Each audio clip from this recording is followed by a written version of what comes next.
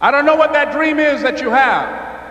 I don't care how disappointing it might have been as you've been working toward that dream. That dream that you're holding in your mind, that it's possible.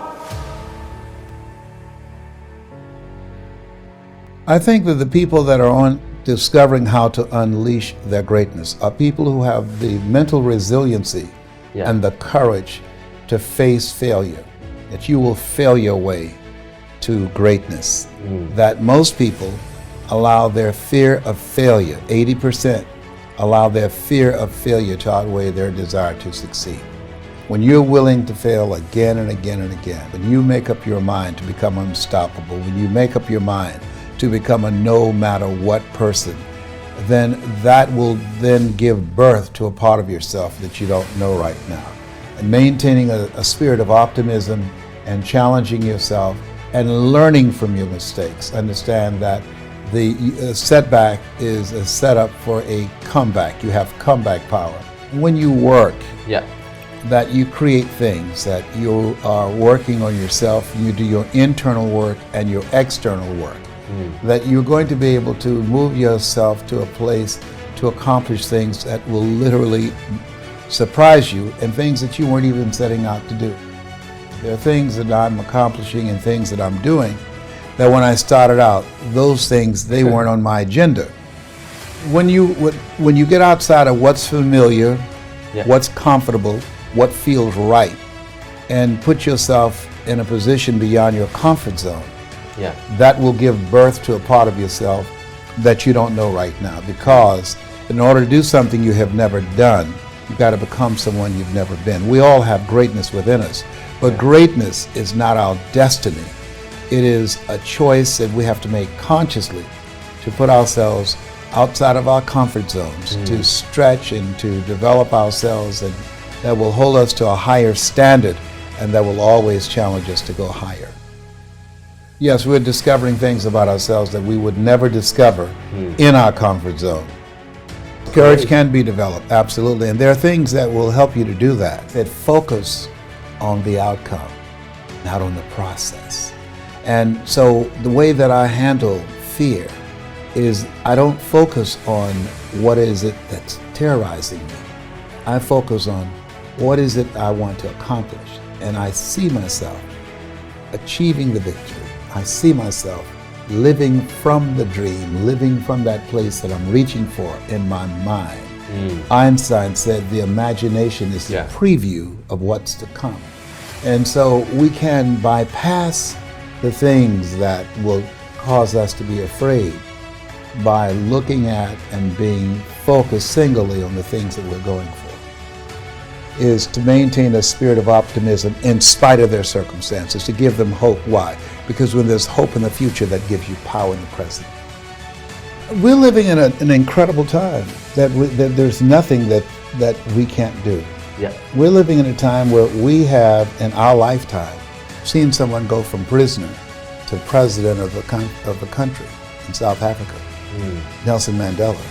Where President Barack Obama was raised in a single-family household, an African-American male. So what we know is that anything's possible, and we must challenge ourselves.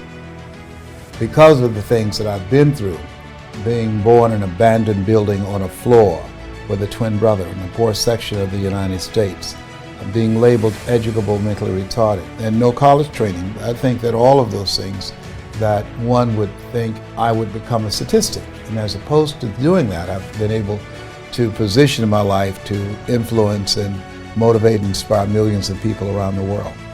I think so. So everybody can transform a kind of inconvenience in a huge advantage. Without any question, and it takes work. That you have to be an unreasonable person who's not looking at and judging the circumstances such as you see them. Not based upon the circumstances, not based upon the pressure that's applied, but based upon your conviction. Are you going to give this the power to take advantage of it? Are you going to turn yourself over to this? We always have that choice. That's the greatest choice that human beings have. Am I going to give myself a pass to surrender, or am I going to stand up? And so what most people do in life, they have the power to change their circumstances. You've been given authority and dominion over everything on the face of the earth. But most people would rather moan and groan about their situation, show up in their lives as volunteer victims, rather than become actively engaged in doing the work necessary to change their circumstances. It's been said there are two types of people, those who work and those who watch them. You got to be willing to do your internal work so that you have the mental resiliency, and your external work finds something that you want to master that will allow you to move yourself forward. Why are you here? What's your reason for being? Why do you get up in the morning? Most people don't have a clue. Pay the bills, keep a roof over your head. I think we have to reflect on, who am I? Why am I here? What drives me? How do I define myself? Most people allow their circumstances to define them, as opposed to defining themselves and how they're going to show up in life. Their greatness. When you're pursuing your greatness, you don't know what your limits are. And when you live from that place, you can now be able to make a greater contribution and make a greater impact with your life. Each of us can achieve far beyond our horizons and in avenues of life we have never explored. The only reason that most of us don't accumulate a level of achievement in our lives, not because they aim too high and miss. Most people fail in life because they aim too low and hit.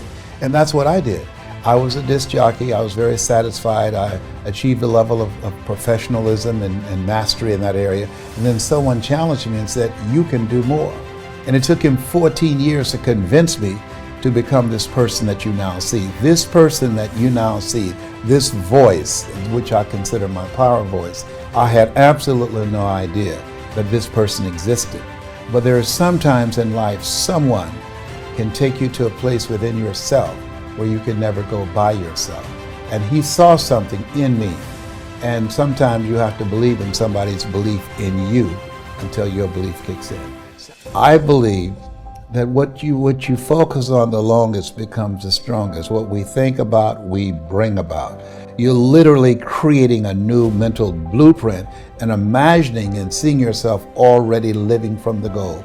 You begin to do some things that most people look at it and see as magical. Success leaves clues, and so it gave me some keys to things that would become part of my life that would help me to become successful in the area that I had chosen. If you do what is easy, your life will be hard.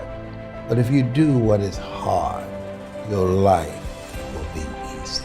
Don't give yourself a pass. Don't run away from hard, because you can do hard. And through that, you discover a part of yourself that you would not know otherwise. Those things only happen through growth experiences, through challenges. We fall all the time in life. We make mistakes all the time in life. And we learn things during the tough times. That's where we really learn things. That's where we begin to discover things about ourselves. Adversity introduces you to yourself. Begin to give people a vision of themselves beyond their circumstances and their mental conditioning, and challenges them to begin to embrace some habits that cause them to make some new choices that will help them to carve out and become the architect of their future, as opposed to becoming volunteer victims. That we were born to do something. You're here to do a work. Spend as much time as you possibly can to answer the question, why am I here? What is the meaning of my life? You have greatness within you. You have the power to live your dreams.